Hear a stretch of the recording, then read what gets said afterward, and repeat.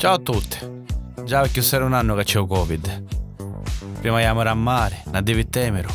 E ora, niente. Se no a fare cose di sgarrubo. E questo non è buono. Se no stare a casa a giocare con tuo figlio a rompere da minchia. E non può fare più niente.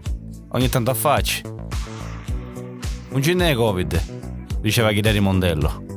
Ma restasti dentro a levare merda alle tue figlie. Intra dei pannolini c'è merda verde, che schifo. È così bello diplomare questa casa, vero Ma poi zona rossa, arancione, gialla. Ma che è sto schifo? Ma siamo un semaforo o un paese?